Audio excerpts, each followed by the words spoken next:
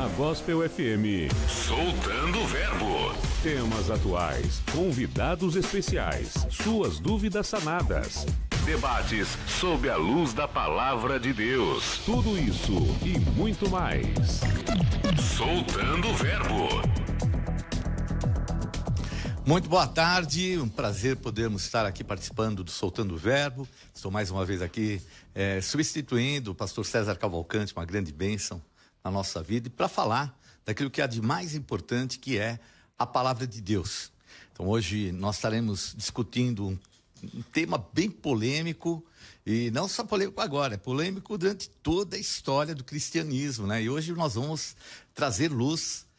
Aqui hoje nós temos dois convidados que conhecem a fundo o assunto, e o tema de hoje é: Deus é uno ou trino? Qual a sua opinião? Você já pode participar pelo nosso WhatsApp, anote aí, 11 3208 1866. 11 3208 1866. Você pode já dar a sua opinião. O que você acha? Deus é uno ou trino? Então fica aí já o nosso questionamento para você também participar. E hoje aqui nós temos o prazer, a honra de receber o professor Kleber Paixão. Ele que é bacharel em teologia, pós-graduado em filosofia da religião, mestre em ciência da religião, professor de filosofia, teologia e ciências da religião, especialista em trindade, doutrina de Deus e onipotência. Então, tá aí, é um prazer, obrigado pela sua presença, seja bem-vindo, professor Kleber. É um prazer todo meu, eu quero agradecer mais uma vez o convite, e assim, vai ser uma alegria e um prazer estar com todos vocês, é um prazer. Deus abençoe a vida de todos.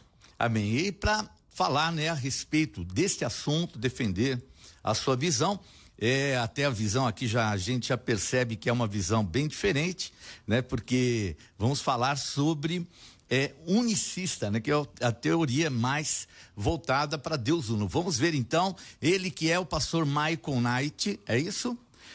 Pastor evangelista na Igreja Cristã Apostólica Pentecostal em Anápolis, em Goiás, representante da Convenção Nacional Unicista Brasileiro, a CNUB, e autodidata em seus estudos das Escrituras Sagradas.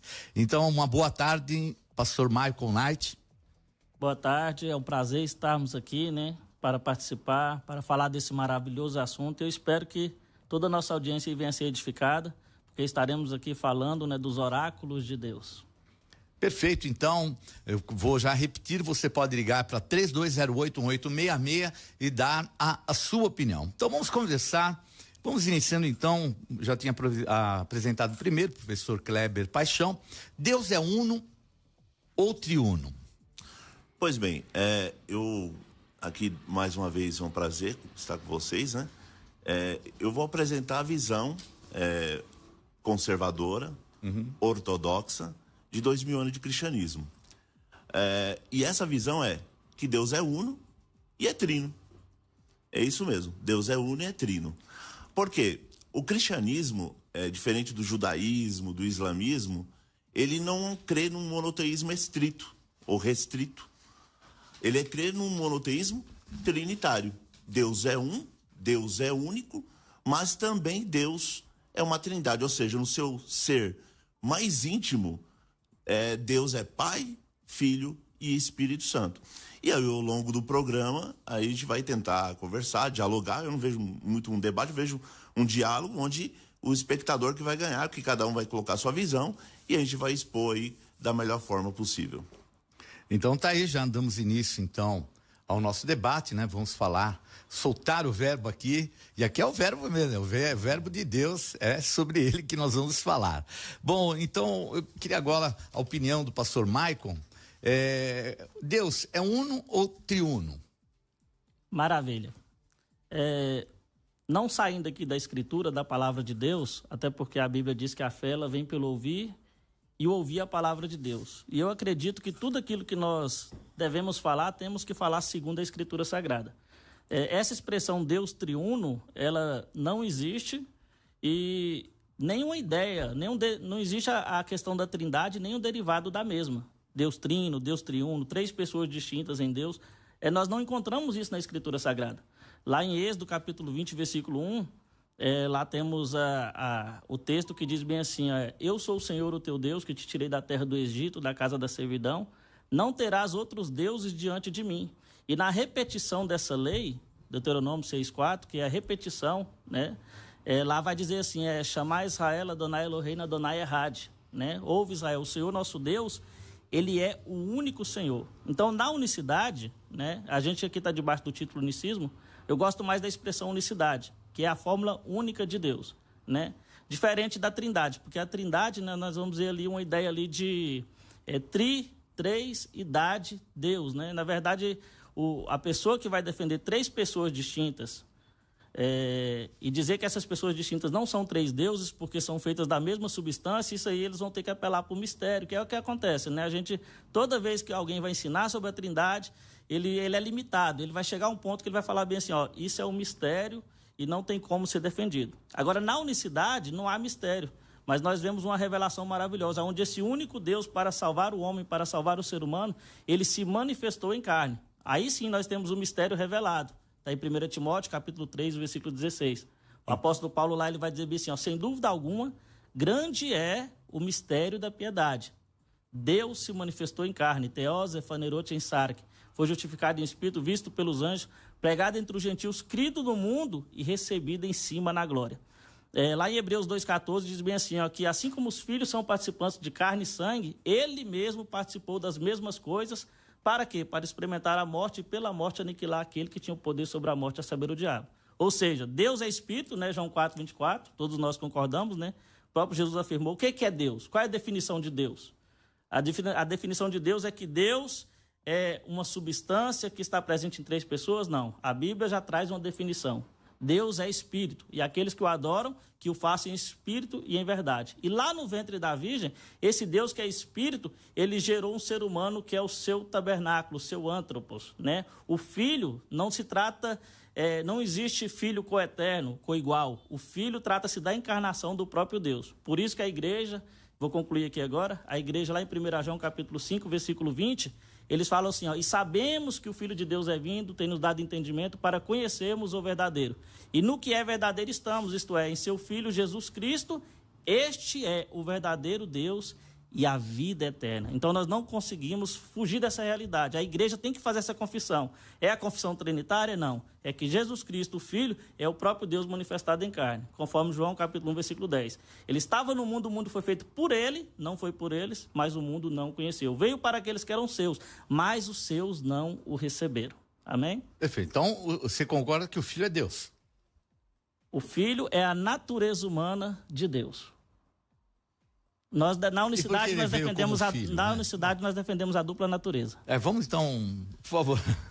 Qual a sua opinião a respeito de tudo que foi colocado? Eu tenho opinião, assim, a respeito que eu vejo com todo respeito. Eu vou falar uma coisa aqui, como cientista da religião, eu acho que toda crença tem o seu respeito.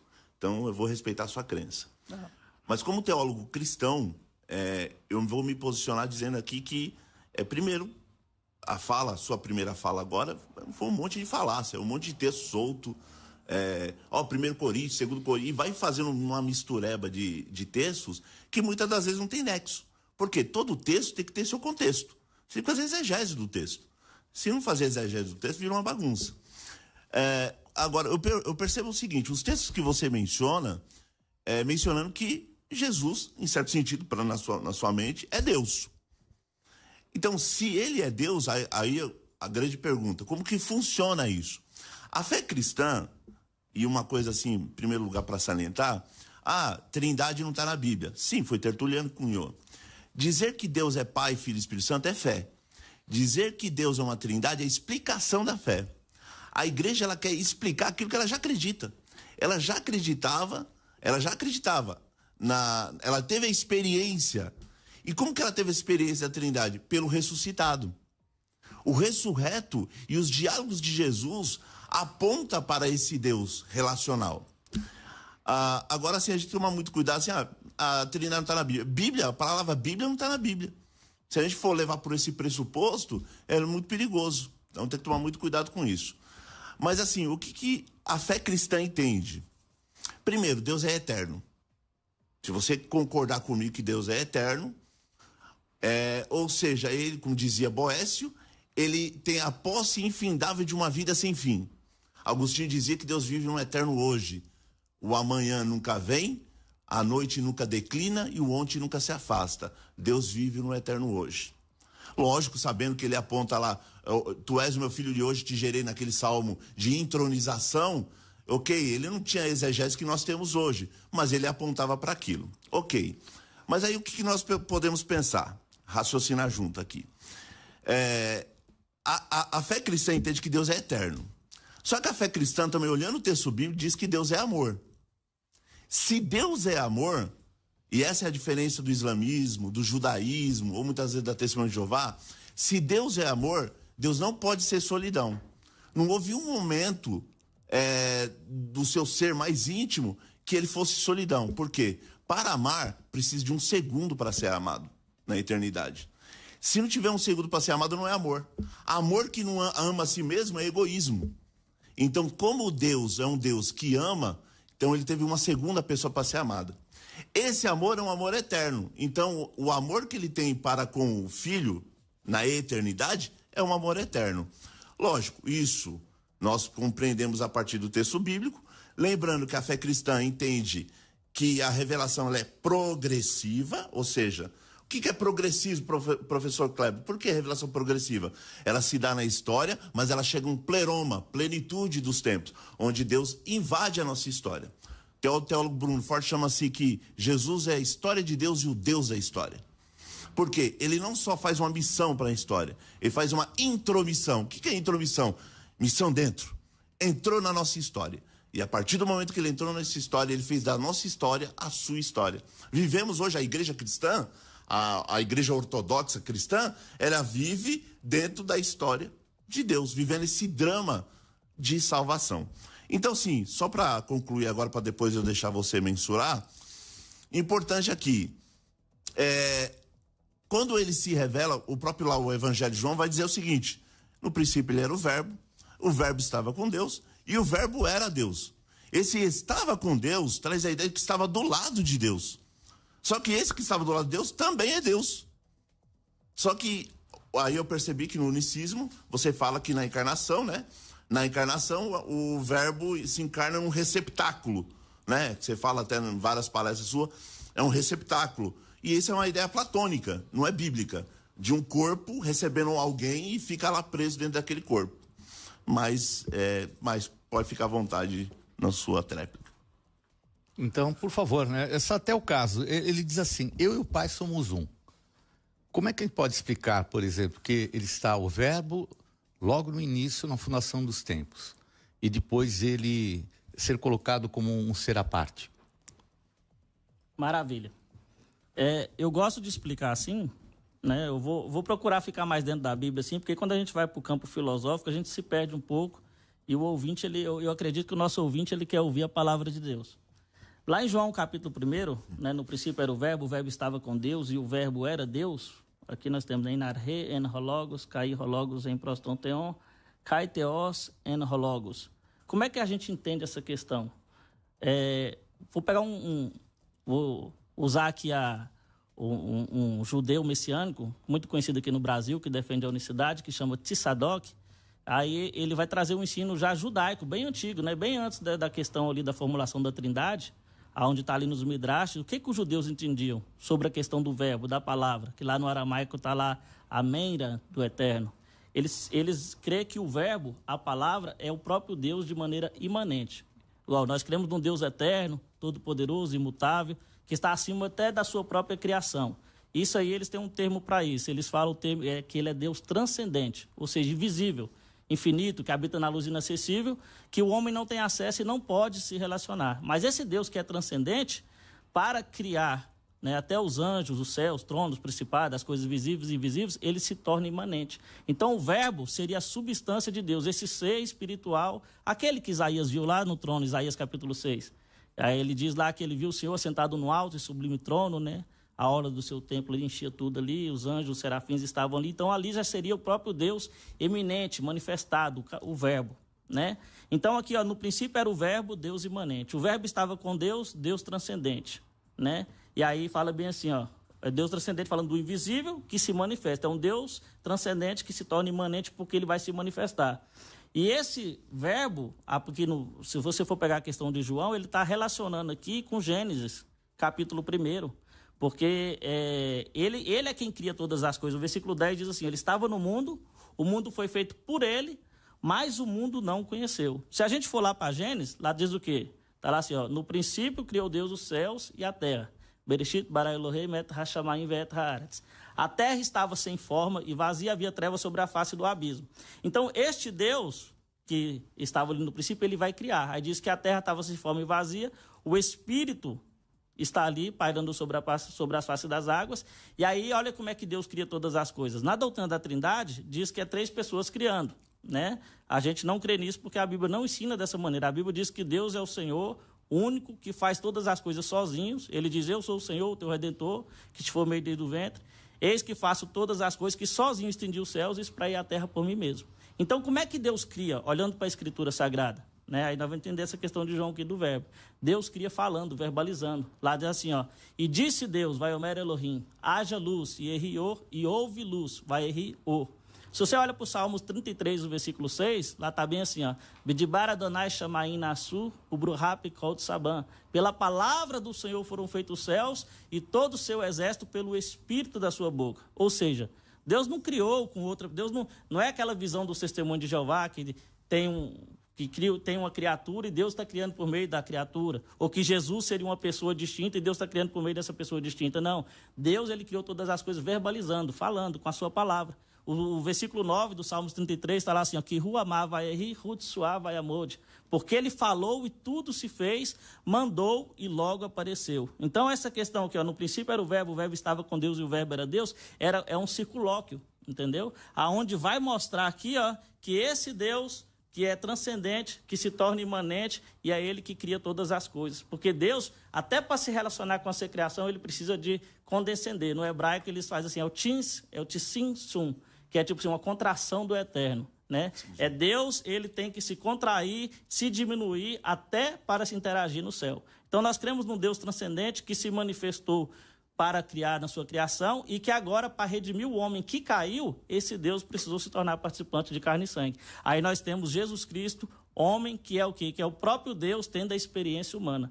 E aí, toda vez que o Novo Testamento vai trabalhar as questões onde a gente vai ver uma distinção, essa distinção que a Bíblia apresenta é porque a Bíblia ela tem que mostrar a humanidade e a divindade. Então, você vai ver textos onde vai mostrar Jesus falando na sua humanidade e você também vai ver textos onde Jesus está falando na sua divindade. Aí, aquela questão de João 10:30, né? Ego kai hopater en esmen. Eu e o Pai somos um. E aí, nós defendemos a unicidade.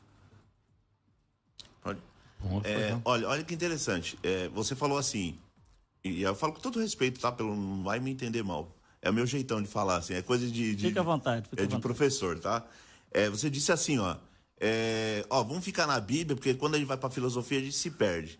Tem que tomar muito cuidado com isso, porque agora há pouco você citou cultura judaica, acabou de citar o Zidzum, que é o conceito de encurtamento de Deus, recolhimento de Deus para que a criação exista. Isso é Cabalá. Isso é Cabalá, é misticismo e que nem o judaísmo ortodoxo aceita muito. Eu sei porque eu trabalhei isso no meu mestrado, eu coloquei isso na minha dissertação de mestrado. Então, assim, então a gente tem que tomar cuidado que ninguém tem neutralidade nem teológica, nem filosófica, nem científica. Isso já foi comprovado. Toda vez que você vai para o texto, você vai com seus pressupostos. Você, como um bom unicista, você vai pelo pressuposto unicista para o texto, né? Então, assim, e eu, como ortodoxo, eu vou com as ferramentas. Agora, o que é interessante, você falou 2 termos aí interessantes que não são termos bíblicos, transcendência e imanência. Não são termos bíblicos, são termos de filosofia. A transcendência em Deus, que é um conceito que você vai encontrar em qualquer sistemática, eu indico o Millard Erickson, né, que eu conheci ele pessoalmente quando ele esteve aqui no Brasil, eu indico a leitura da sistemática do Millard Erickson, e aí ele diz uma frase muito interessante, né? Tenta entender a Trindade e ficarás louco. Tenta entender, ou tenta negá-la e perderás a salvação, ou perderás a sua alma. Essa frase para mim ela é genial. Mas assim, olha que interessante. Transcendência traz a ideia que Deus não está preso no tempo e no espaço. Imanência quer dizer que ele interfere. Não é como alguns filósofos diziam, Deus criou e largou tudo, né? Que é o deísmo. O teísmo cristão traz a ideia que ele cria todas as coisas, cria até o tempo e o espaço, mas não está preso no tempo e espaço. Mais uma vez ressaltando, Deus é um Deus transcendente e eterno. Se ele é eterno, a gente tem que falar ou ele é solidão ou ele é comunhão. Se no princípio ele era solidão, fica muito complicado, porque aí nós vamos falando que ele é igualzinho o Deus do Islã, ou o Deus professado no judaísmo. Mas a fé cristã, ela pensa diferente, que Deus não é solidão, que no princípio ele era família, ele era comunhão. Porque não tinha anjo, não tinha arcanjo, não tinha querubim, não tinha nada. Se Deus, ele é eterno e ele é amor, tinha uma segunda pessoa para ser amada. Essa segunda pessoa para ser amada é o Filho. Por quê? Porque eternamente ele é Pai. E o Filho é eternamente gerado do Pai, por quê? Porque é gerado na eternidade, não é gerado num tempo e no espaço. Todo mundo erra. Não tem um santo dia que eu vejo na internet alguém fala assim, mas essa geração teve início. Mas não está falando de tempo e espaço. Está falando na eternidade. Por quê? Parte do pressuposto que Deus é eterno. Parte do pressuposto que Deus é eterno. Agora, se você negar a eternidade de Deus, é complicado. Agora, uma coisa importante que eu vi em uma das suas palestras, eu achei muito importante, eu vou já falar e encerrar para deixar você... porque eu falo que meu é uma matraca, eu tenho que ter um limite aqui, tá? Quando eu começar a falar muito, você pode me cortar, tá? Vamos lá. Eu falo muito. O pessoal que me segue, os meus alunos, sabe disso. Olha que interessante. Quando Jesus se relaciona toda vez com o Pai, tem duas coisas. Primeiro, nós como falamos que Deus na eternidade, Pai, Filho e Espírito Santo, nós falamos de Deus imanente. Os teólogos católicos chamam de emanência.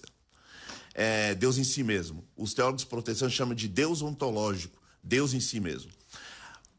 Na economia é o tempo e no espaço e na história. No tempo e no espaço e na história, o que nós temos? Nós temos na economia da salvação. É Deus intervindo nos assuntos humanos. Então, quando Jesus se encarna, ele intervém nos assuntos humanos. E ele assume a forma de servo. Aquele servo sofredor lá do Antigo Testamento. Esse servo sofredor, ele vem num estado de humilhação. Por isso que tem hora que ele fala, o Pai é maior do que eu vim fazer a vontade do meu Pai.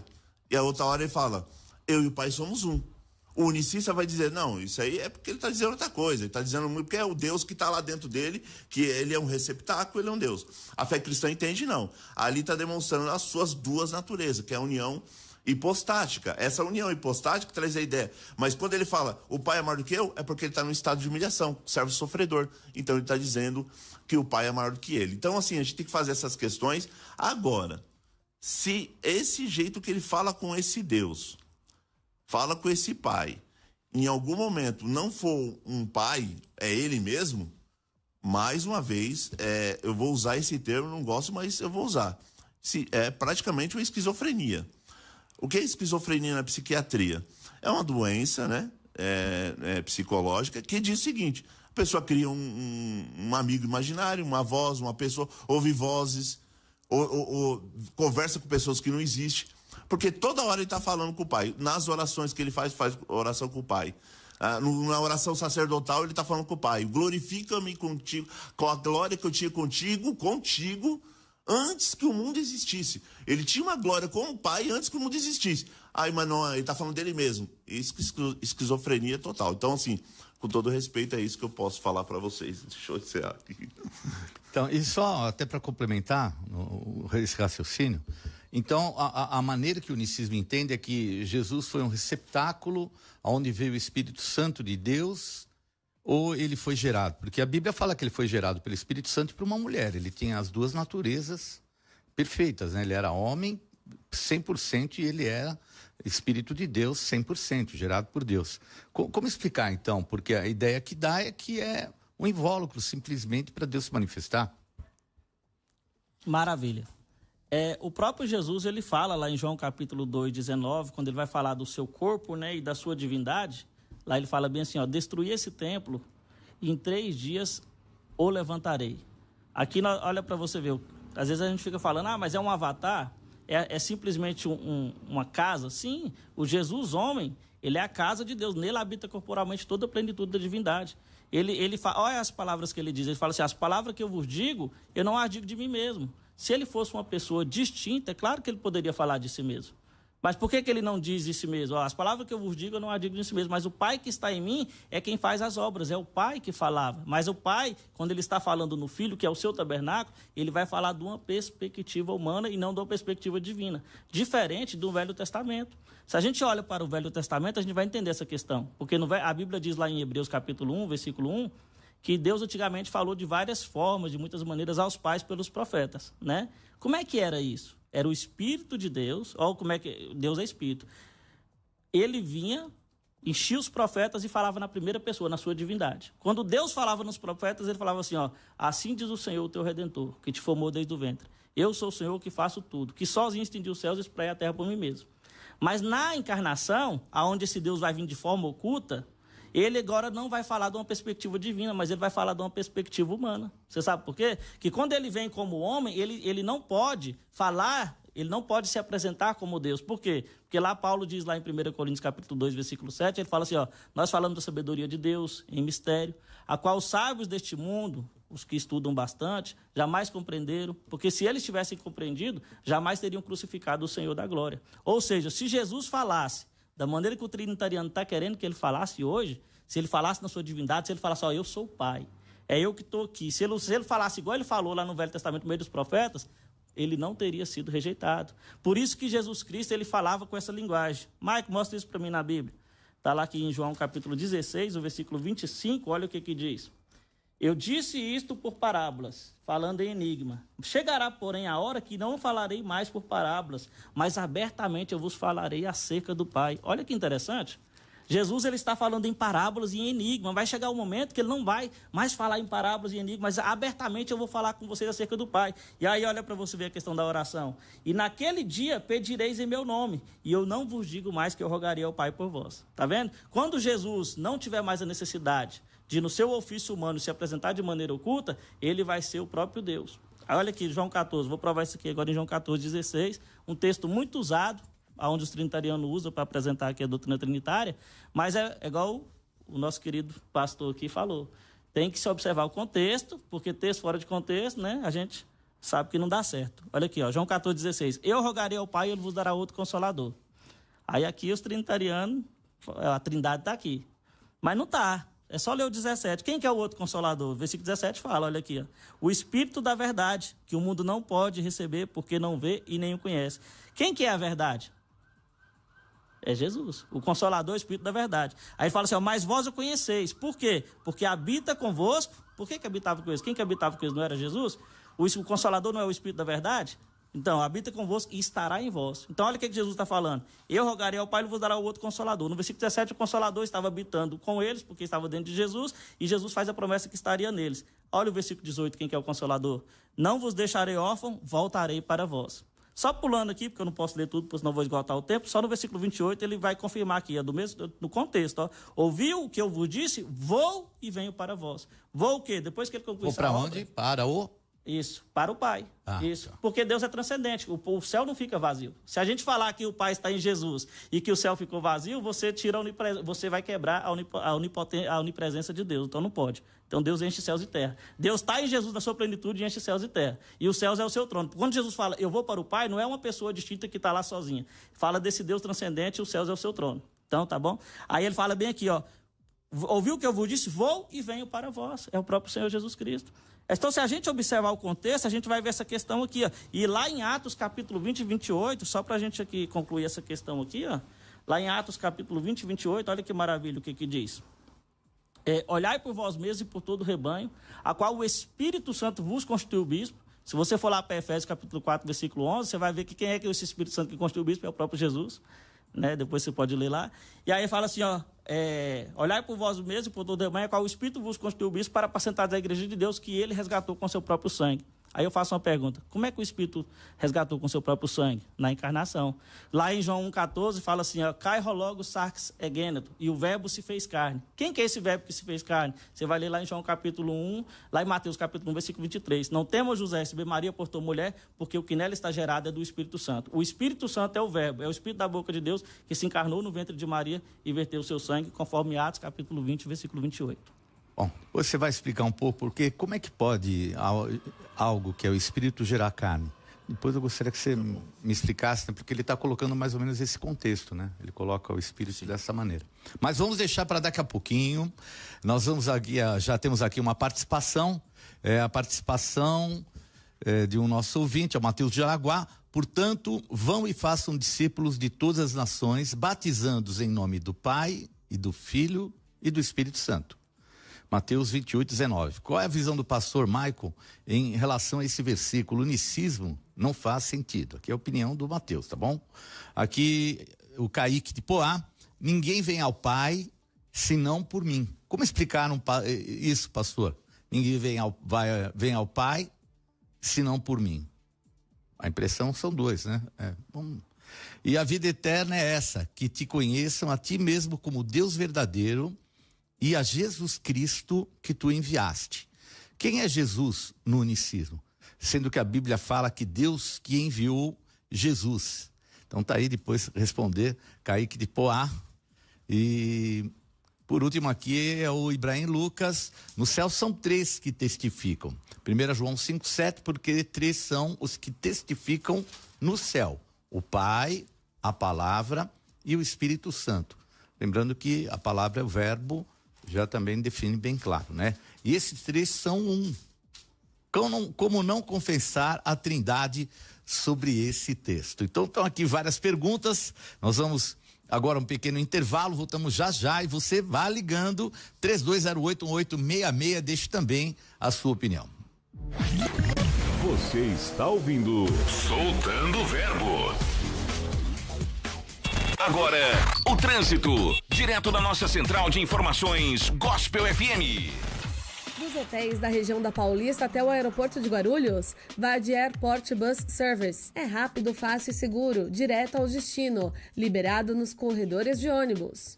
Informações agora da ligação leste-oeste, o trânsito parado já na direção de Itaquera, sentido radial, começa no finalzinho do elevado, toda a ligação até a Radial Leste. Já juntou essa fila e tem esse trânsito complicado. Quem segue na direção oposta, sentido da Lapa, e o cenário totalmente diferente, um trânsito funcionando muito bem. Vai viajar? Para chegar com praticidade e segurança no aeroporto de Guarulhos, vá com o Airport Bus Service. Mais informações, acesse airportbusservice.com.br. O trânsito, direto da nossa central de informações Gospel FM. 2023, ano apostólico de Esdras, ano de suprimento, ano de provisão. Feliz e abençoado, ano novo, ano de Esdras. Agora, ore com o servo de Deus apóstolo Estevão Hernandes e profetize que este ano será o ano das maiores conquistas da sua vida. Nesse ano apostólico de Esdras, declaro debaixo do poder da palavra profética que viverei um tempo glorioso de reconstrução em todas as áreas da minha vida. Deus enviará um suprimento sobrenatural e tesouros escondidos para que eu e a minha família vivamos a honra e uma poderosa obra em tudo aquilo que estava arruinado. Toda oposição do inimigo e tudo aquilo que foi paralisado já está liberado no mundo espiritual. Viveremos um tempo de alegria, prosperidade e realizações. Serão tão grandes as nossas vitórias que o nosso grito de vitória será ouvido por todos. Sonhos e projetos que estavam paralisados serão liberados e teremos 365 dias de uma ação poderosa do Espírito Santo em nossas vidas. Verei com os meus olhos a salvação da minha casa, a restituição do que foi roubado, e viveremos a glória da segunda casa, e será maior do que a primeira.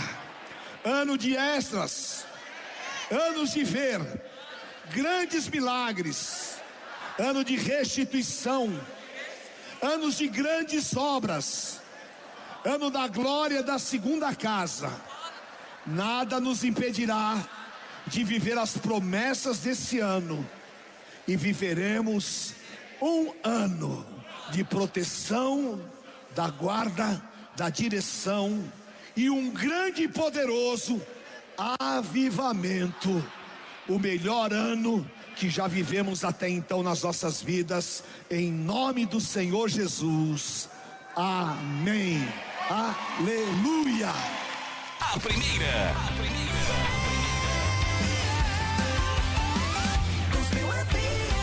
A primeira rádio gospel do Brasil. 90.1 MHz. CYM 702. Gospel FM.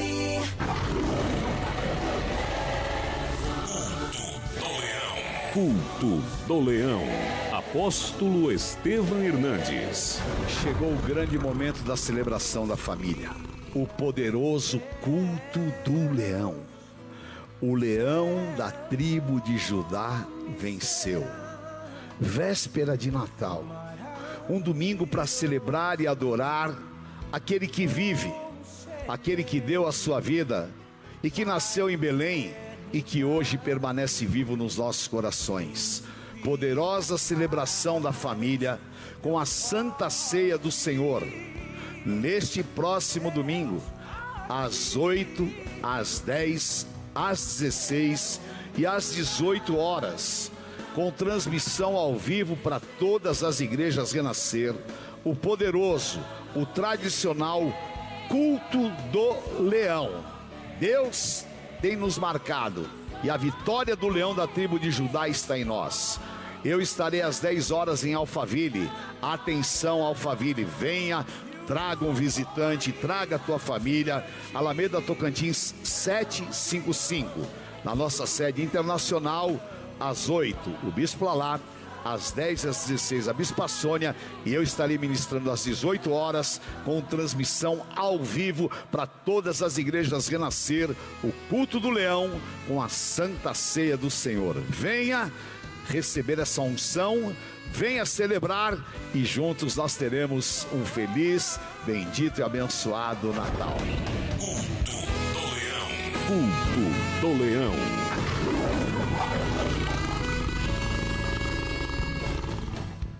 Gospel FM.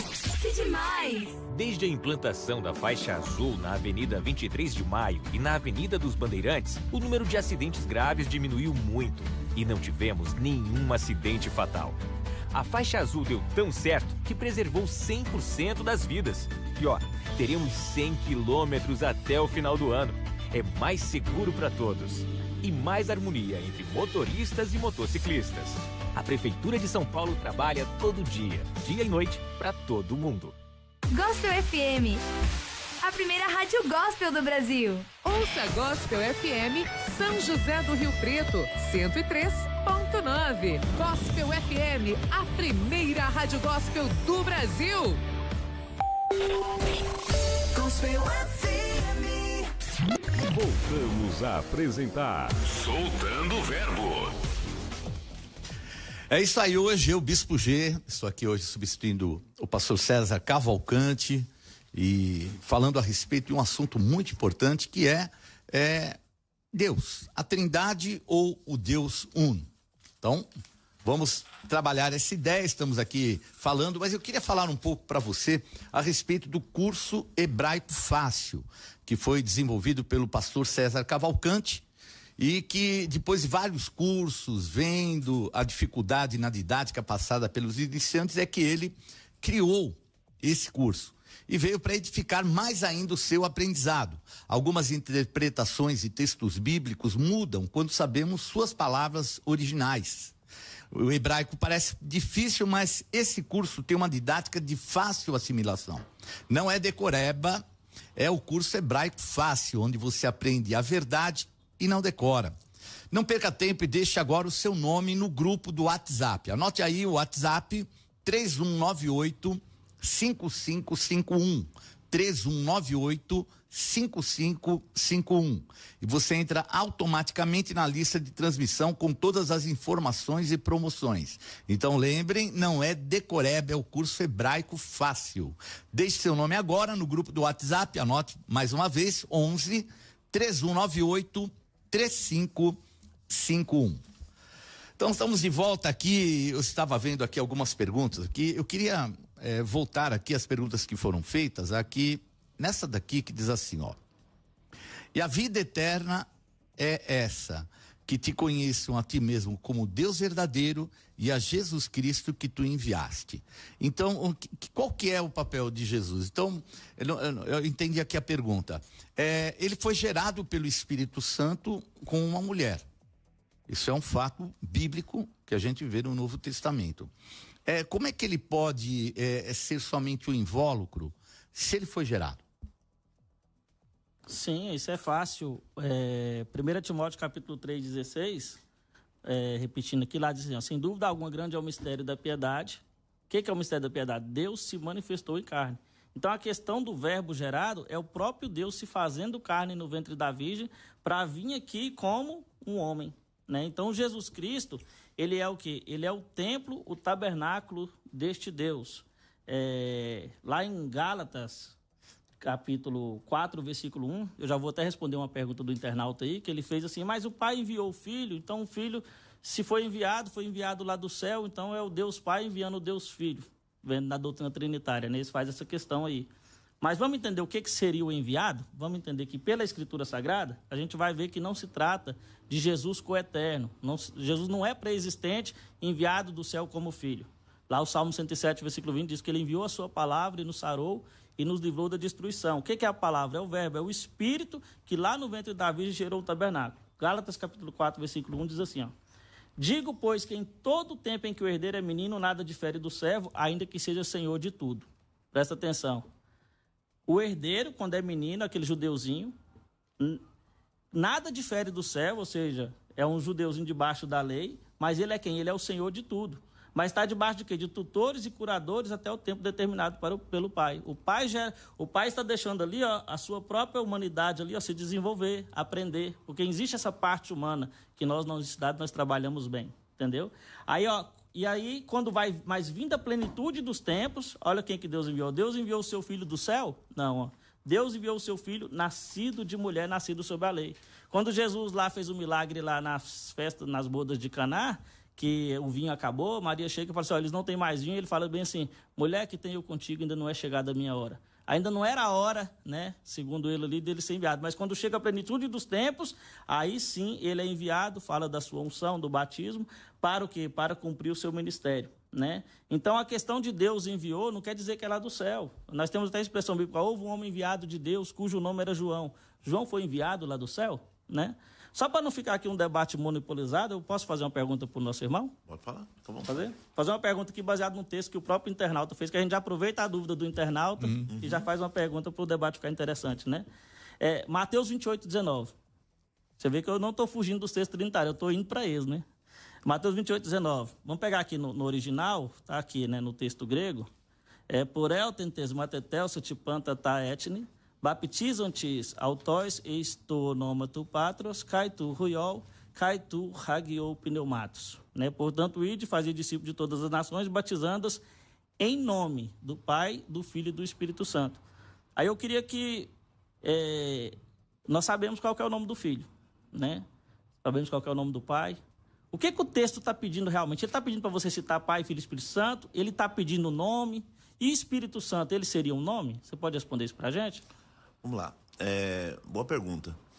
No Antigo Testamento, eu vou aí pro texto, então tem que ter um pouco de calma. Tem gente que quando ele fala, ele estava respondendo, mas eu vou chegar lá.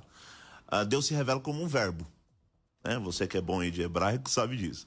Deus se revela como o grande eu sou, que você poderia transliterar como eu sou sendo, ou eu serei o que serei, está num imperfeito, é uma ação sendo realizada. Aliás, se você pegar Walter Brueggemann, especialista no Antigo Testamento, ele vai dizer que todas as vezes que Israel tentou falar de Deus, falou de um Deus de ação. Porque na mentalidade hebreia, Deus é um Deus de ação. Eu tinha um professor que ele dizia o seguinte, por que Deus é o Deus de ação no Antigo Testamento? Se você pegar um salmo e falar assim, ó, Deus é bom e sua benignidade dura para sempre. Ele deu um exemplo como eles pensavam, como o hebreu pensava. Ele lançava semente, Deus é bom. Vinha a chuva, Deus é bom. Ele ia lá, a semente cresceu, Deus é bom. Cresceu mais um pouco, Deus é bom. Deu fruto, Deus é bom. Eu colhi o fruto, Deus é bom. Aí ele percebeu, Deus é bom e a sua benignidade dura para sempre. Porque na mentalidade de um hebreu, Deus está agindo incessantemente. Então, quando Deus se comunica, porque o que é revelação?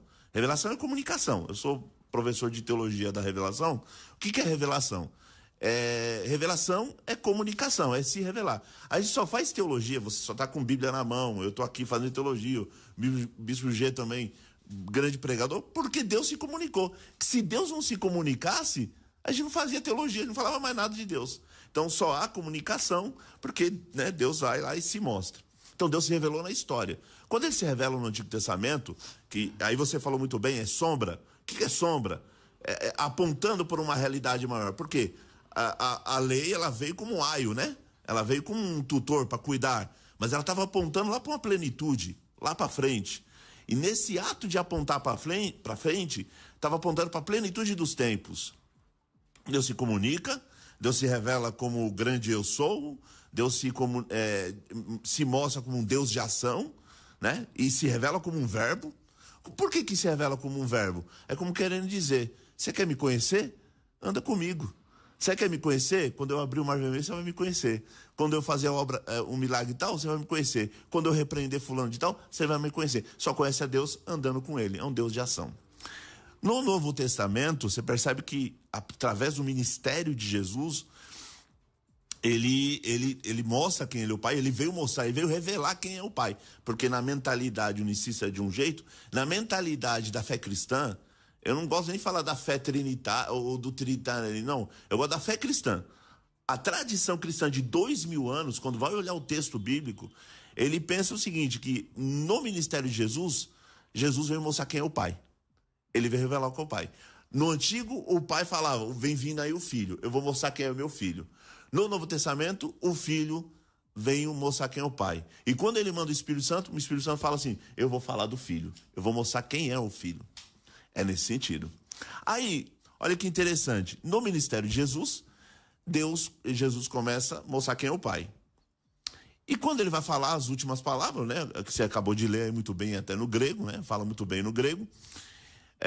Gente, e aí depois ele traduziu, porque vocês precisam saber o seguinte, igual você falou, nosso público, nem todos sabem grego, nem todos sabem hebraico, nem todos sabem latim, nem todos sabem alemão. Vou dar um exemplo. Revelação no alemão, Offenbarung. Offenbarung é revelação total, é Hegel. Igual você fala, Deus se revelou de forma completa. Eu vou mostrar a revelação de forma completa. Porque se Deus se revelar de forma completa, acontece duas coisas. Ou o mundo de Deus se torna um mundo humano, ou o mundo humano se torna um mundo de Deus. Ou é abrasado pelo fogo divino, como diz Bruno Forte. Então, a revelação é sempre uma dialética. Deus se revela e se oculta. Deus fala e se cala. Ele se cala dizendo e fala se calando. É uma dialética eterna, um mistério. Olha que interessante. Aí, de repente, ele vai, as últimas palavras, ele vai falar. Ele diz assim, ide por todo mundo, igual você leu lá no grego e tal. E aí ele diz, batizar em nome do Pai, do Filho e do Espírito Santo. E aí eu acho que você vai gostar disso. Você vai ficar agora top. Por quê? Porque ele diz assim, batizar em nome do Pai. Esse batizar e batismo, né? Que é mergulhar, né? E olha que eu sei que questões de batismo são questões secundárias, né? Se é batismo por aspersão, por imersão, é uma outra conversa, mas não vai implicar em salvação. Independente. Mas é mergulhar o batismo. Olha que interessante. Quando ele fala isso, ele fala em nome. Esse em nome traz a ideia, pode trazer a ideia, né? Uma das opções, né? Se pegar qualquer gramática grega aí, traz a ideia de dentro. Você mergulha dentro de uma realidade que não é mais a minha realidade, não é mais a sua realidade. É a realidade do Pai, do Filho e do Espírito. Ou seja, quando você se batiza na realidade de Deus. Você entra nessa realidade de Deus. E olha que interessante, esse em nome está no singular. Agora você vai ficar contente, está no singular. Se está no singular, qual é o nome de Deus? Pai, Filho, Espírito Santo. Olha que interessante. Se fosse, ele quisesse falar de 3 deuses, ele ia falar, ele estaria no plural, mas não está no singular. Esse em nome está no singular. Qual é o nome de Deus? Pai, Filho e Espírito Santo. Igual eu falei no início. Dizer que Deus é Pai, Filho e Espírito Santo é fé. Dizer que Deus é uma trindade é a explicação da fé. Só mais uma, prometo, que eu vou deixar, porque eu não gosto de ficar tomando tempo, porque aí a gente tem que manter um diálogo, né?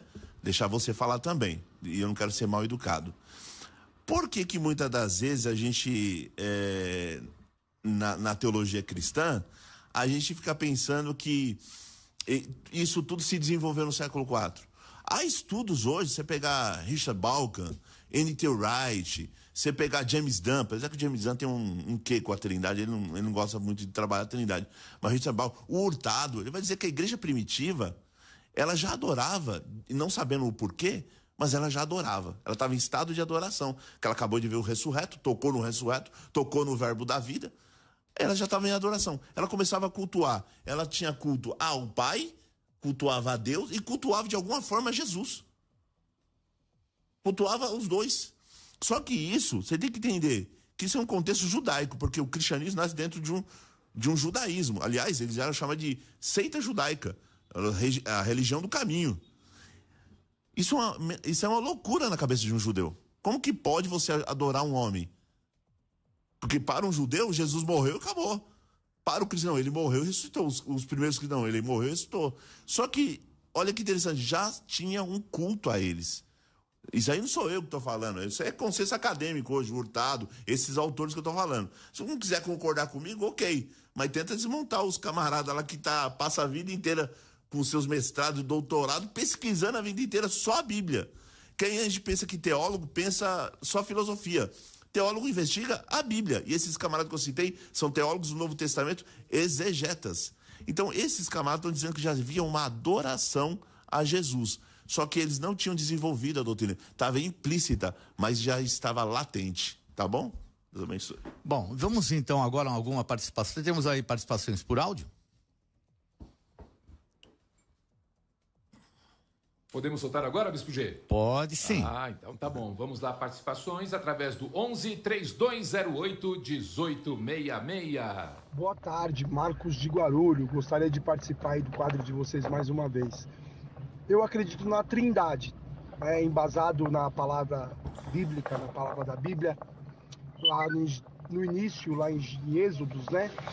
Quando o Senhor está fazendo o mundo, ele fala com a palavra, mas quando ele vai fazer o homem, a Bíblia menciona que os 3, o Pai, o Filho e o Espírito, fazem o homem, né?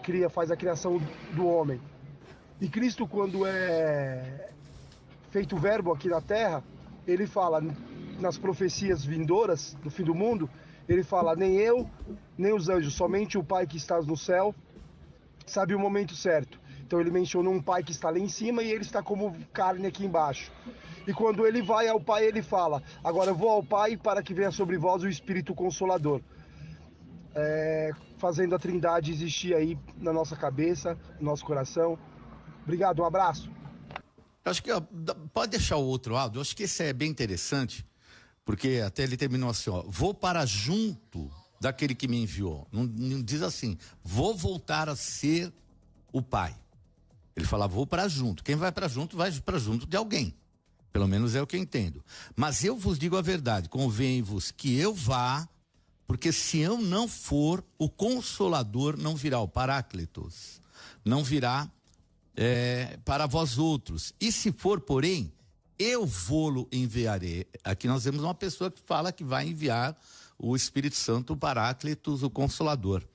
E como é que justifica, então, ser um só nesse contexto, de estar junto, de um enviar o outro? Como é que você pode explicar isso sem ser no Antigo Testamento, que não tinha revelação? Maravilha. Até isso não tem como nem explicar, né? No Antigo Testamento, nós temos que ir para o Novo mesmo, né?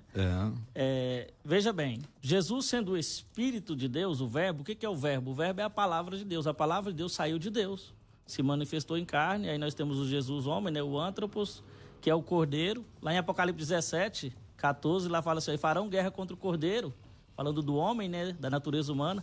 E o Cordeiro os vencerá. Por quê? Porque é Rei dos Reis e Senhor dos Senhores. né? Jesus Cristo, ele é o verdadeiro Deus e a vida eterna, mas a Bíblia também fala da sua humanidade. Romanos 9:5, lá fala bem assim, ó, pois aquele que é segundo a carne, ou seja, que é o descendente de Davi, ele é sobre todos, Deus bendito e eternamente, amém.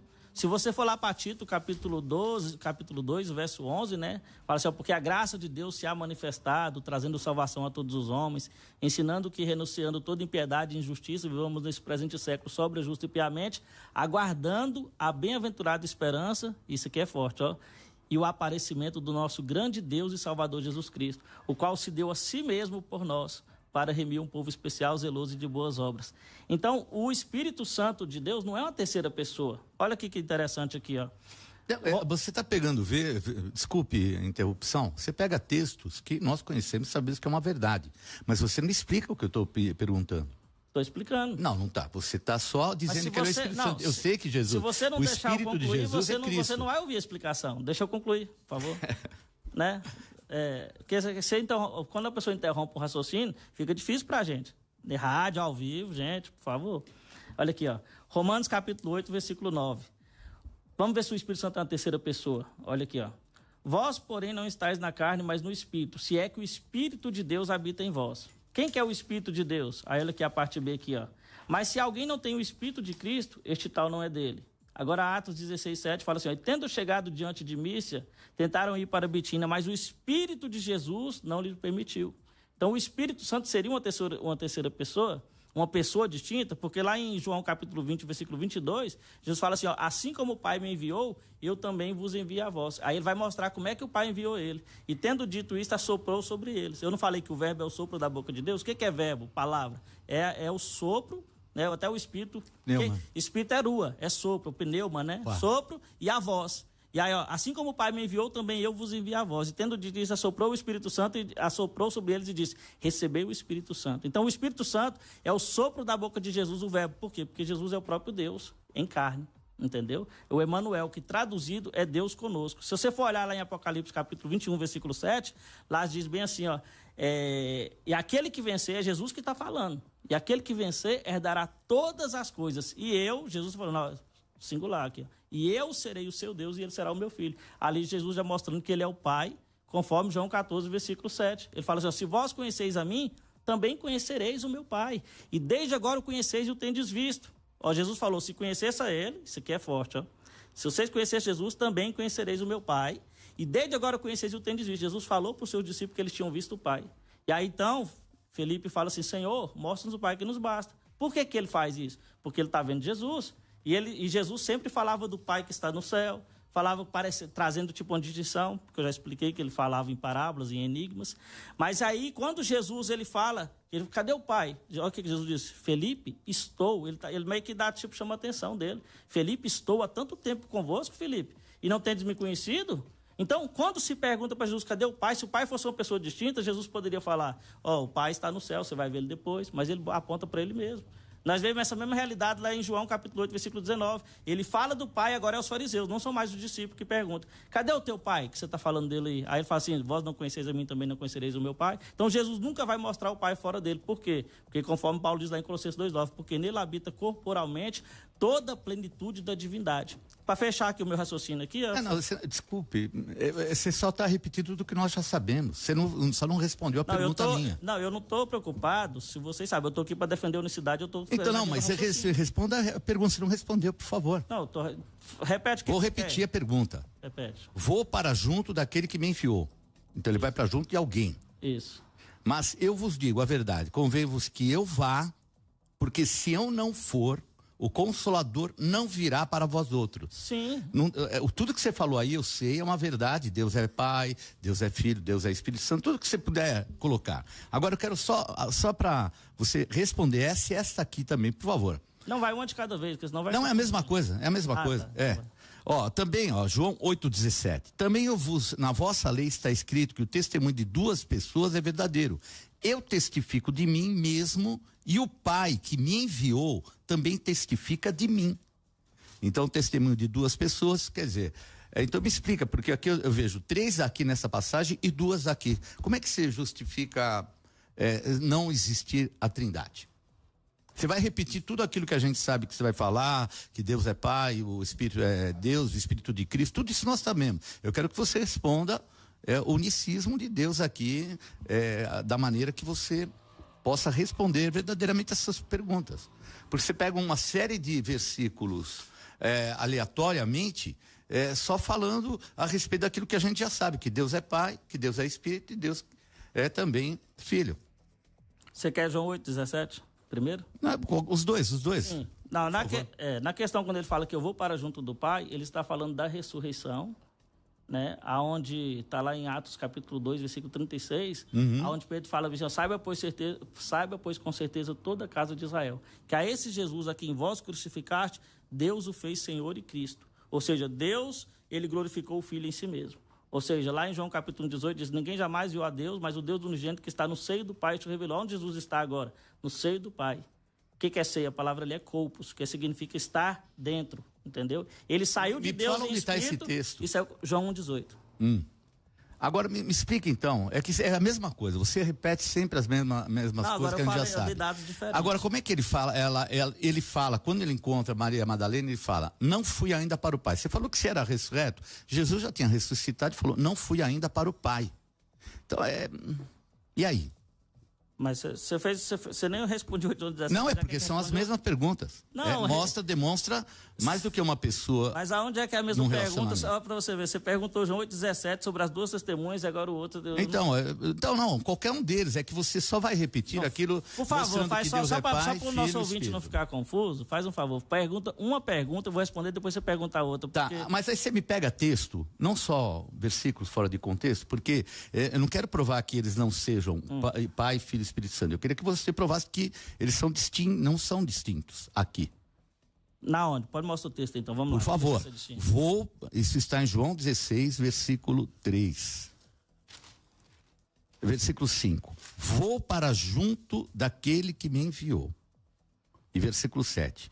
Mas eu vos digo a verdade, convém-vos que eu vá, porque se eu não for, o Consolador não virá para vós outros. Deixa muito claro, 3 pessoas, 3 manifestações de Deus de forma diferente e de um contexto diferente. Sim. Aí você vai me repetir versículos aleatórios. Vamos lá. Vamos lá aqui, ó. Essa questão aqui é bem interessante aqui, ó.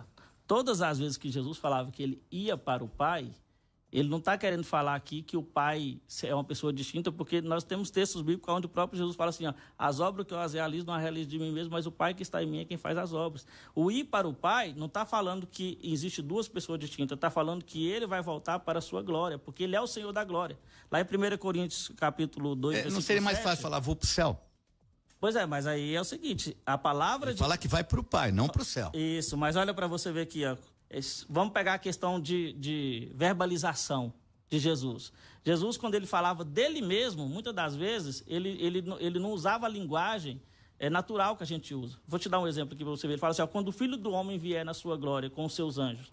Aí eu poderia perguntar para você, por que ele diz, quando eu vier na minha glória? O Filho do Homem não é ele mesmo? Tá vendo? Quando ele está conversando com a mulher samaritana... É um dos títulos dele. Não, pois é. Não. Quando ele está conversando com a mulher samaritana, mulher, dá-me de beber. Aí ela fala assim, como me pede água, sendo tu judeu, eu samaritana, né? Aí ele fala assim, mulher, se tu soubesses quem te pede água... Olha o jeito que Jesus fala, tu lhe pedirias e ele lhe daria a água viva. Porque quando Jesus, na sua humanidade, ele fala, mulher, dai-me de beber. Na sua divindade, porque água viva, ele vai dar na sua divindade, não na sua humanidade. Aí ele já usa o pronome na terceira pessoa. Por quê? Eu e o Pai somos um. Então a dupla natureza, ela explica isso aí. Jesus, ele sempre falava... É uma figura de linguagem. Sim, não está dizendo que ele está falando que Deus mandaria água viva, ele está falando dele mesmo. Mas a gente está explicando, mostrando o contexto na escritura, o nosso ouvinte está ouvindo. Então, ele está ouvindo, isso aqui é uma figura de linguagem. Não, aí isso não é, você está usando uma figura de linguagem para dizer não uma verdade espiritual. É que, posso falar um negócio? Pode. Temos aí uma participação? Blake. O Blake, oh meu Deus, é verdade, a gente até se esquece, tá tão animado aqui que... Nós vamos ao pequeno intervalo, voltamos já, você pode ligar participando com a gente, deixando aí a sua opinião. Deus triuno ou uno, qual a sua opinião? Anote aí, 3208-1866, 3208-1866. Você está ouvindo Soltando o Verbo. Agora, o trânsito, direto da nossa central de informações Gospel FM. É Natal na Casas Bahia, da Marginal Tietê. Tem presentão no precinho em até 30 vezes fixas no cartão Casas Bahia. Visite a Casas Bahia da Marginal Tietê com toda a sua família e desfrute de experiências incríveis. Informações agora da rodovia Castelo Branco. Tem um trânsito ruim para você que segue no sentido do interior, a partir do quilômetro 17 até a passagem pelo 26 em Barueri. Depois o caminho fica livre. Já quem vem para São Paulo, do trevo de Itapevi até o trevo de Barueri, um trânsito bem carregado, com pontos de lentidão, mas passando 26, aí seu caminho fica bem mais tranquilo no sentido capital. É Natal na Casas Bahia da Marginal Tietê. Tem presentão no precinho em até 30 vezes fixas no cartão Casas Bahia. Visite a Casas Bahia da Marginal Tietê com toda a sua família e desfrute de experiências incríveis. O trânsito, direto da nossa central de informações Gospel FM. A primeira.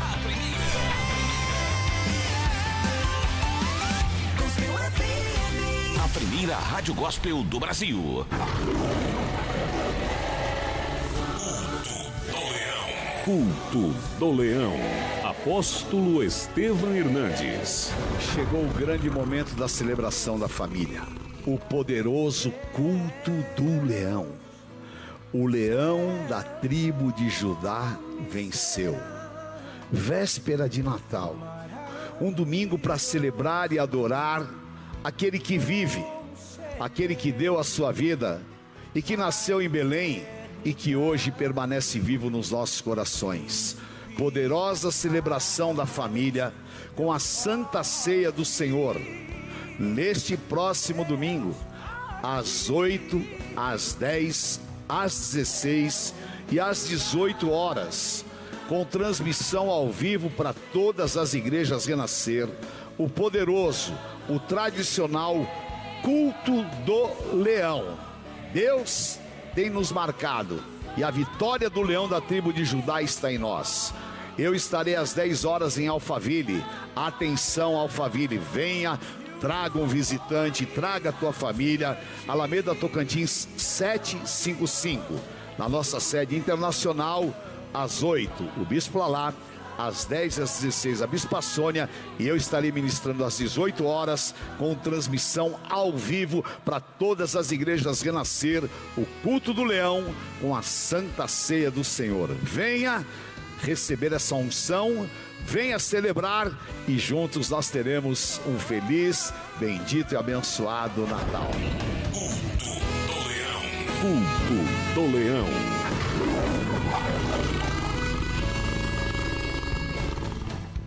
Gospel FM. Tô ouvindo. Todo mundo tá ouvindo. Há um ano, São Paulo são mais que números, são pessoas. É a Dona Terezinha e mais 18 mil famílias com casas recebidas. É a Bia ganhando tempo com os mais de 23 quilômetros de linha de metrô. E é você mais seguro com a polícia melhor equipada com 640 milhões de investimento. E esse é só o começo. 2024 vai ser ainda melhor, porque São Paulo é você, São Paulo sou eu, São Paulo são todos. Daqui a pouco, mais música. Bateu aquela vontade de comer um lanche? Olhei em um aplicativo de delivery e não tinha um cupom de desconto.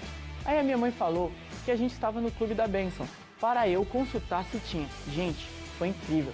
Tinha R$8 de desconto e taxa de entrega grátis. Lanche com refrigerante e batata frita que saiu por R$22. Sem esse desconto, eu pagaria tudo por R$41,99. Nenhum cupom de delivery dá um descontão desses, nem sendo sócio. Agradeci a minha mãe por fazer parte do Gideão e entrar para esse clube, que é uma verdadeira bênção. Tô de olho agora no prêmio semanal de R$1.000 e tô precisando trocar o meu celular. Ligue 0800 878 1200. Seja um Gideão. Abençoe e seja abençoado.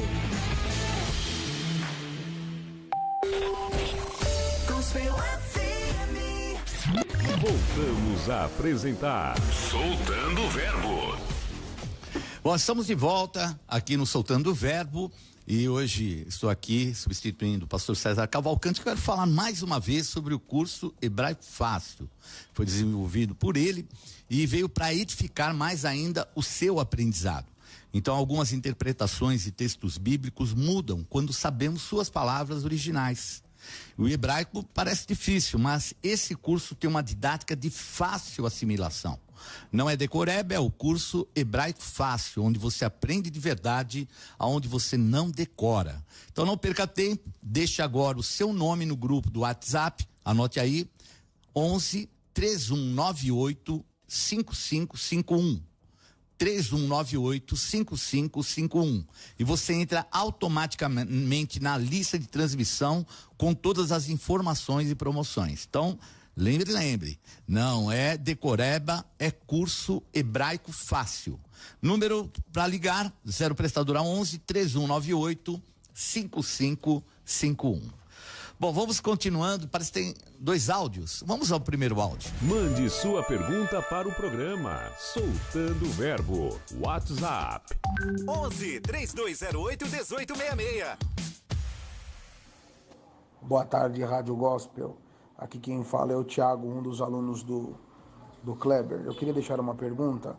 Em Isaías 44, verso 6, o profeta diz assim: assim diz o Senhor, Rei de Israel, eu sou o Redentor, o Senhor dos Exércitos, eu sou o primeiro, eu sou o último. No Antigo Testamento, Isaías estava falando de Deus. Só que lá em Apocalipse capítulo 22, versos 13 e Apocalipse capítulo 1, verso 17, João escreve, eu sou o primeiro e eu sou o último, falando de Jesus. Quantos primeiros e quantos últimos temos na Bíblia? Quem pode responder? Eu pedi para ele baixar o meu coisa, porque para mim fica mais fácil, porque eu não tô acostumado a falar no rádio. E aí, tanto é que, graças a Deus, hoje melhorei bastante, desde a última vez, desde a semana passada. Qual foi a pergunta que ele fez? Então, vai de novo, vamos de novo. Mas agora precisa colocar o volume dele. Você pode pegar outro fone aí para ouvir? Posso. Tem outro? Pode prestar para ele que tá zerado o microfone. O meu tá zerado. Eu pedi para ele para mim ter facilidade. O outro não tá funcionando, esse que tem aqui? Pronto? Pode vai? Vamos lá. Boa tarde, Rádio Gospel. Aqui quem fala é o Thiago, um dos alunos do Kleber. Eu queria deixar uma pergunta. Em Isaías 44, verso 6, o profeta diz assim: assim diz o Senhor, Rei de Israel, eu sou o Redentor, o Senhor dos Exércitos, eu sou o primeiro, eu sou o último. No Antigo Testamento, Isaías estava falando de Deus. Só que lá em Apocalipse capítulo 22, versos 13 e Apocalipse capítulo 1, verso 17, João escreve, eu sou o primeiro e eu sou o último, falando de Jesus. Quantos primeiros e quantos últimos temos na Bíblia? Boa. É o Thiago. Dá pra responder, sim. Na verdade, assim, quem mandou o áudio aí foi um dos meus alunos, o Thiago. Ele é muito bom de Bíblia, igual você. Decora assim, os versículos bíblicos. Ele é top nessa questão. Lembrando, eu falei ainda hoje, existe uma revelação progressiva. Se existe uma revelação progressiva, Deus se comunicou progressivamente. Ele falando dele que ele é um Deus único. Que nós entramos aqui num acordo. Só existe um Deus. Uhum. Existe uma falácia na internet que as pessoas ficam falando assim, não, o trinitário acredita em 3 deuses. Não, isso é um absurdo, isso é uma falácia.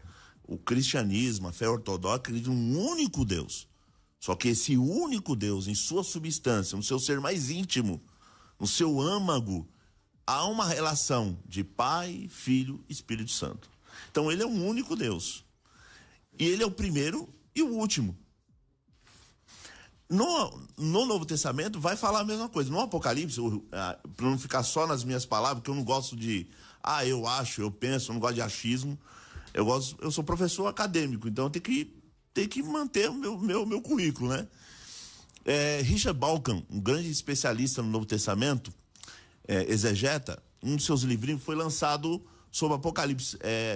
Depois vou querer a graninha aí, a indicação de livro. Sou um dos maiores indicadores de livro e não ganho um tostão, mas Thomas Nelson Brasil lançou um livro sobre Apocalipse do Richard Dawkins, só tinha em inglês. Essa obra é top, vale muito a pena.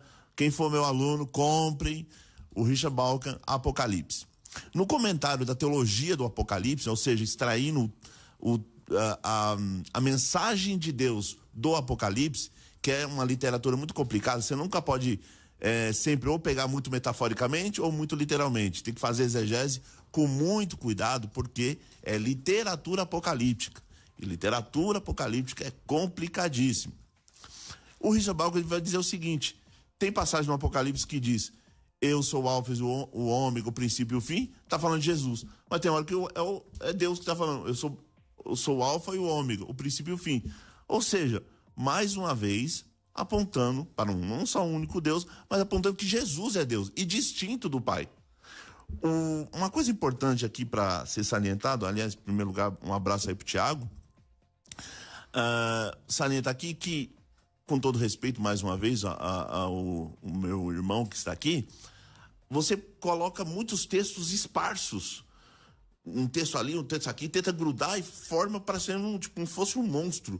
Assim, sabe? Um monstro, assim, cheio de textos. E dá um ar de erudição e tudo mais. Só que isso é complicado, porque não tem exegese. O que é exegese?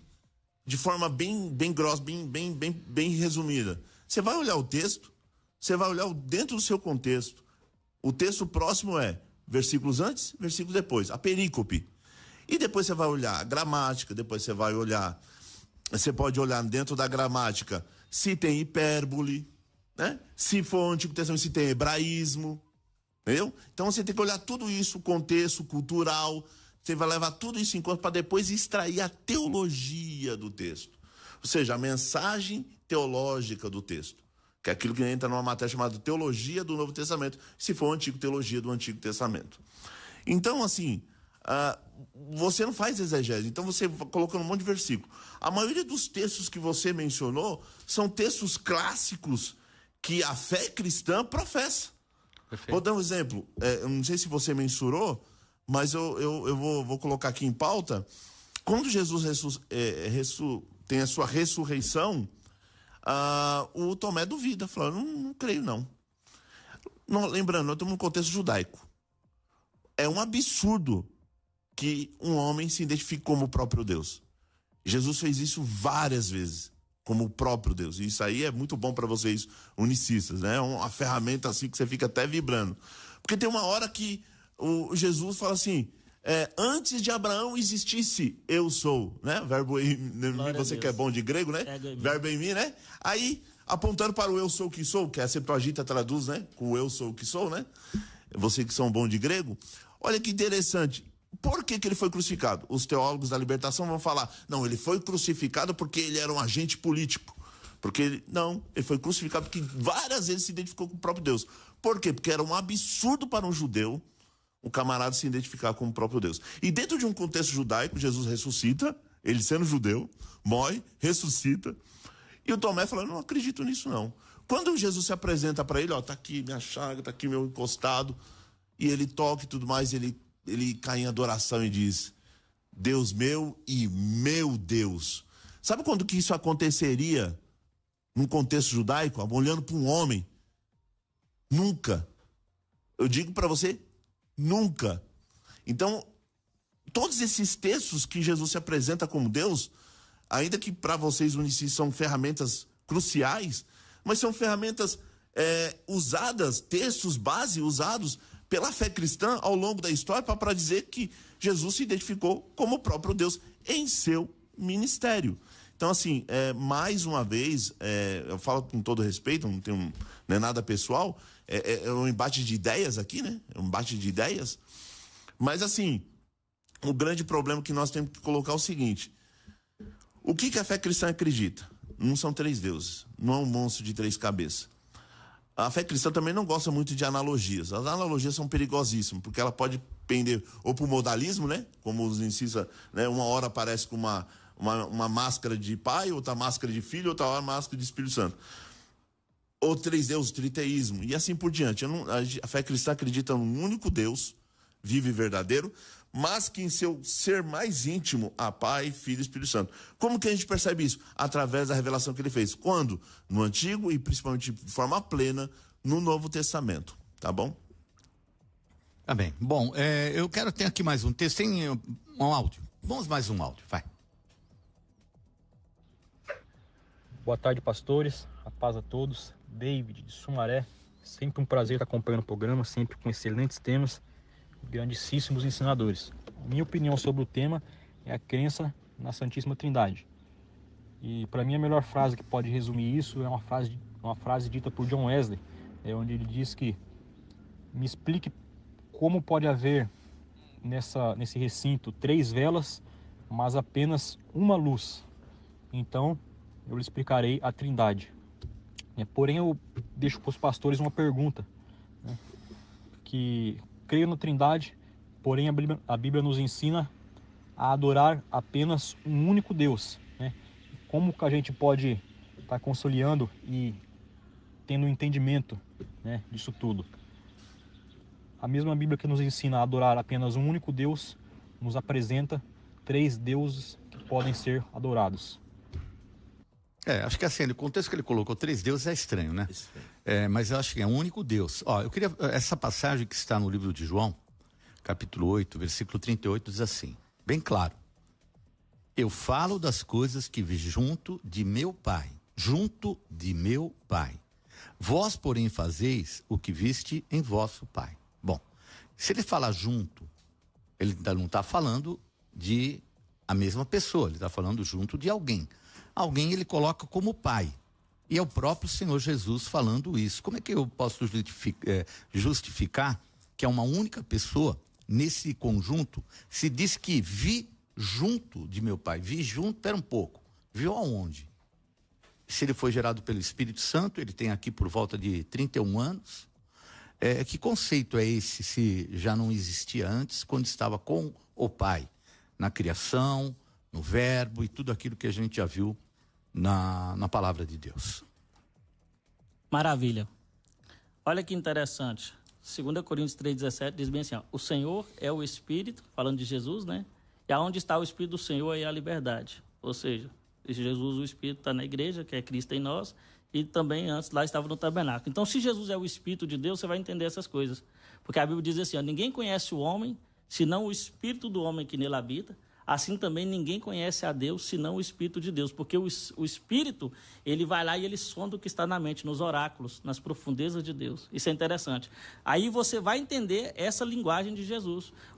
O que eu vou falar para vocês o que eu vi junto de meu Pai. Viu aonde? Na mente. Por exemplo, as obras. Jesus fala bem assim, as obras que eu realizo, não sou eu que realizo, mas o Pai.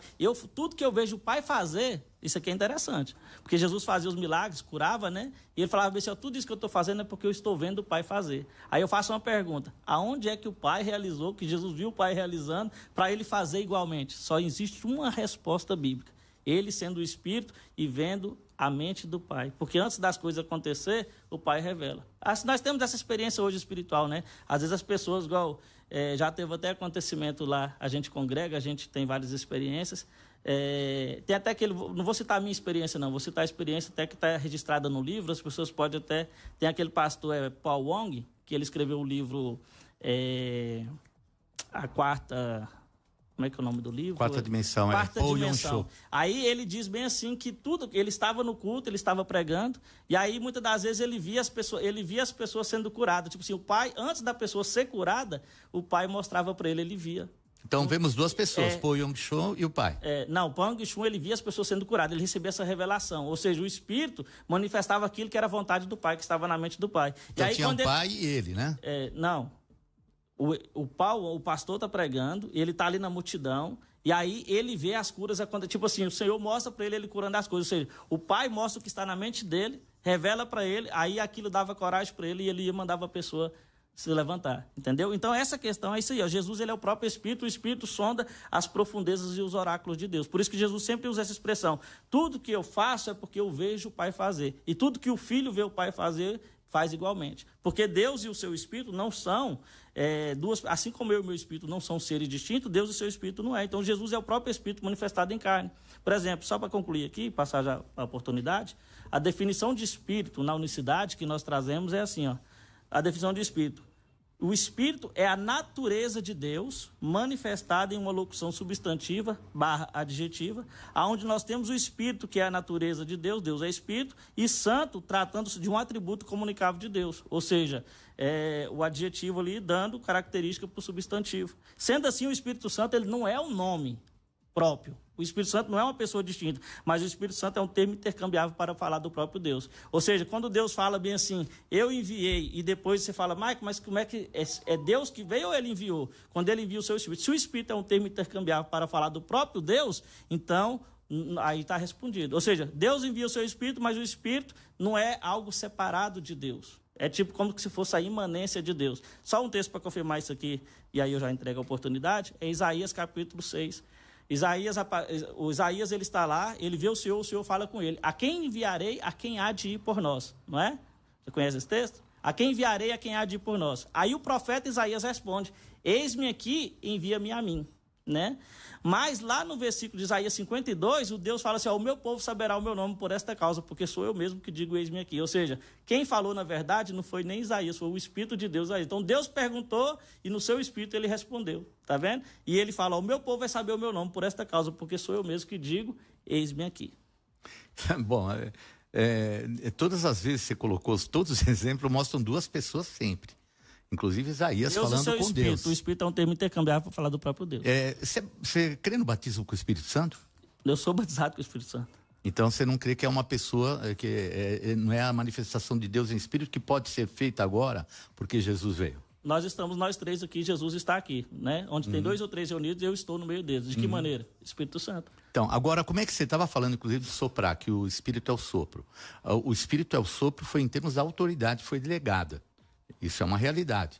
Soprou sobre ele o Espírito, mas depois veio o Espírito, veio a manifestação, porque até aquele momento Jesus tinha ressuscitado, não tinha ido ao Pai. Quando ele foi ao Pai, ele enviou o Espírito Santo, e aí eles foram cheios do Espírito Santo. São duas situações totalmente diferentes de manifestação. Uma é manifestação, quando fala seremos testemunhas, do poder dinâmico do Espírito Santo. E o outro era a autoridade do Espírito Santo. Duas coisas totalmente diferentes. Mas a manifestação do Espírito Santo mesmo é após o Pentecostes. Não é como você fala que simplesmente o Espírito Santo estava ali. Não, a forma, a atuação é muito clara. Quando Jesus foi, ele viu o Espírito Santo e as pessoas foram batizadas, imersas. Então, e aqui é a mesma coisa, você falou, eu falo das coisas que vi junto de meu Pai. Você vai citar um monte de palavras como você citou, mas você não consegue explicar isso, porque aqui são duas pessoas. Não, o Espírito de Deus. Aonde é que o Espírito de Deus é? O Espírito não som das profundezas de Deus? Jesus é o Espírito. Mas como é que ele fala? Vou repetir, eu falo das coisas que vi junto de meu Pai. Sim, onde é que ele viu? Junto com o Pai. Não, ele está ali na terra. Ele é o verbo da criação desde o início. Ele está falando, eu falo das coisas que vi junto do meu Pai. Quando ele fala assim, os milagres que eu estou realizando aqui, as obras que eu faço, eu vejo o Pai fazer e faço igualmente. Ou seja, onde é que o Pai tinha curado alguém? Não, você está citando um versículo que nem tem contexto para isso. Você está falando e subjetivando. Eu estou falando do contexto assim. Ele diz que lá ali, já no início, ele era a palavra, o verbo da criação. Ele esteve com Jesus, ele era Deus e estava com Deus. Aqui são duas pessoas, você está simplesmente subjetivando. João 10, mas, mamãe, infelizmente a gente não tem. Ótimo, eu concordo com você. Então, amém. Tudo isso nós vamos concordar. Cristologia. Isso é realmente. Bom, considerações finais, por favor. Nós hoje avançamos. Vamos lá. Considerações finais, eu gostei bastante aí da nossa conversa, do nosso diálogo. Mais uma vez, ficou claro, né, para a fé cristã de 2000 anos, que nós não cremos em 3 deuses. Cremos num único Deus, vivo e verdadeiro, né? Onipotente, onipresente, onisciente, e que esse Deus, no ser mais íntimo, é Pai, Filho e Espírito Santo. Onde eu vi isso? Na minha cabeça? Vi isso em livro de filosofia, vi isso em Platão, Aristóteles? Não, esquece tudo isso. Vi isso na Sagrada Escritura. Os textos bíblicos apontam. E eu fiquei muito contente, né? Fico muito feliz que os textos que ele apontou foram os textos clássicos que a fé cristã, 2000 anos, usa para dizer que Jesus é Deus. Então hoje eu fico muito contente com esse diálogo, que realmente Jesus foi posto aqui como Deus vivo e verdadeiro, encarnado. E só rápido, eu sei que é consideração final, rapidinho, coisa rápida. Perguntaram, Jesus pergunta, quem diz os homens que eu sou? Aí João Batista ou tal. Aí Pedro fala, tu és o Cristo, o Filho de Deus, aí do Deus vivo. Aí Jesus falou, bem-aventurado tu és, Pedro Barjonas, que não foi nem a carne nem o sangue que te revelou, mas o meu Pai que está no céu te revelou. Então, assim, se Deus não revelar para nós, nós nunca vamos reconhecer que Jesus é o Filho de Deus vivo. Essa é a marca distintiva da igreja cristã. Fico muito contente.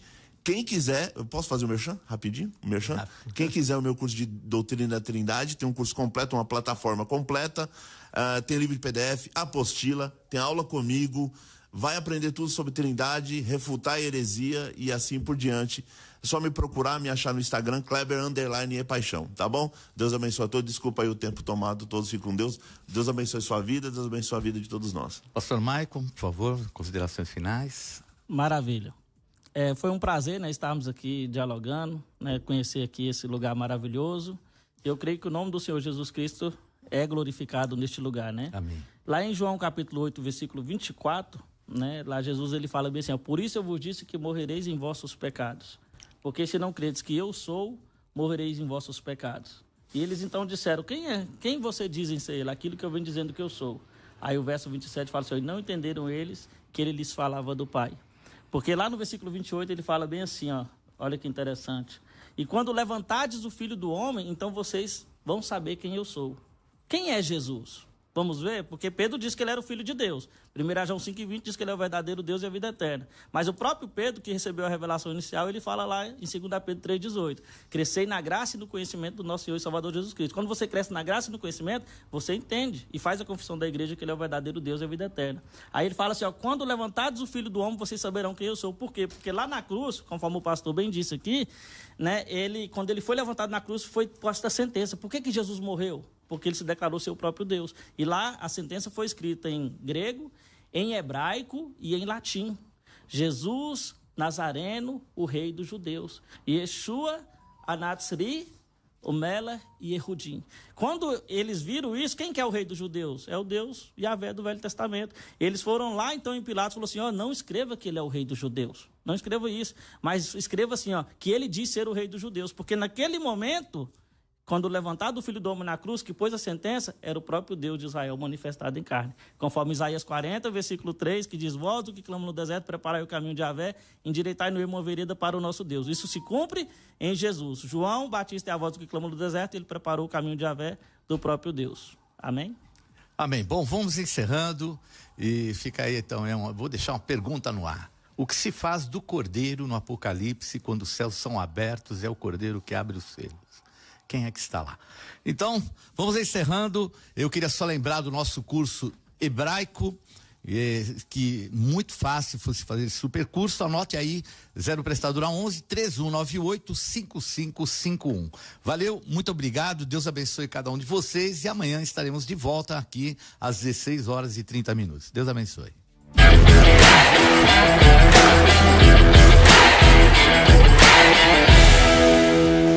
Agora, o trânsito, direto da nossa central de informações Gospel FM. Produtos e serviços